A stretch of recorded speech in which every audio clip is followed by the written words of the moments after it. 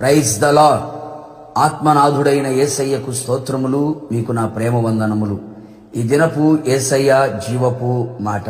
కొరింథీయులకు రాసిన మొదటి పత్రిక 14వ అధ్యాయము 15వ వాక్యము. ఆత్మతో ప్రార్థన చేతును. ఆత్మ సంబంధులారా, ప్రతి ఆత్మీయుడు పరిశుద్ధాత్మను పొందుకొని పరిశుద్ధాత్మతో నింపబడినవాడై పరిశుద్ధాత్మ చేత నడిపించబడుచు పరిశుద్ధాత్మ ఆలోచన పొందుకుంటూ ఈ ఆత్మీయ యాత్రలో ముందుకు కొనసాగాలి. అంత మాత్రమే కాక మోకరించినప్పుడల్లా ప్రార్థన చేయుచున్న ప్రతి సమయములో ఆత్మలో ప్రార్థించుట నేర్చుకొనవలెను. అందరూ చేసినట్లుగా సాధారణముగా ప్రార్థించక ఆత్మలో ప్రార్థించవలెను. ఆత్మయు మన బలహీనతను చూచి సహాయము చేయుచున్నాడు. ఎలయనగా మనము యుక్తముగా ఎలాగూ ప్రార్థన చేయవలెనో మనకు తెలియదు గాని ఉచ్చరింప శక్యము గాని మూలుగులతో ఆ ఆత్మ మన పక్షముగా విజ్ఞాపన చేయుచున్నాడు. అట్టి ప్రార్థన ఆత్మదేవుడు మనలో ఉండి చేయించాలి.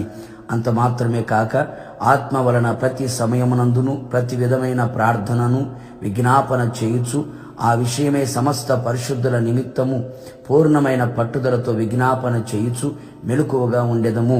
తెగులుతో ఇశ్రాయేలీయులు మరణం వైపు ప్రయాణము చేయుచుండగా యాజకుడైన అహరోను ధూపార్తిని చేతపట్టి బలిపీఠము మీద ఉన్న నిప్పులు తీసుకొని ప్రార్థించెను. తెగులు ఆగెను. అందుచేత మనమందరం ఇక మీదట ఇది మొదలుకొని పరిశుద్ధాత్మలో ప్రార్థన చేయుచు యుక్తముగా ప్రార్థించి పరిశుద్ధులు సంపూర్ణులగునట్లుగా తెగులు నిర్మూలమగునట్లుగా ప్రార్థించెదము. ఆత్మలో ప్రార్థించుచు ఆత్మ చేత పెండ్లు కుమార్తెగా సిద్ధపడెదము. ప్రార్థన. ప్రియ పరిశుద్ధాత్ముడా, మీకు వందనాలు. మరలా మీ పాదాల చెంత నిలిచే భాగ్యమునిచ్చారు. స్తోత్రాలు. ఈ ఆత్మీయ యాత్రలో మేమంతా ఆత్మను పొందుకొని ఆత్మ చేత నడిపించబడుతూ ఆత్మలో ప్రార్థించుచు మీరు పిలిచినప్పుడు పెండ్లు కుమార్తెగా సిద్ధపడి మిమ్మల్ని ఎదుర్కొనే కృప నిండుగా దయచేయమని యేసు నామములో అడుగుచు ఉన్నాను తండ్రి. ఆమెన్. నిశ్చయముగా మీరును మీ కుటుంబ సభ్యులందరూ ఆత్మతో ప్రార్థన చేయుదురుగాక.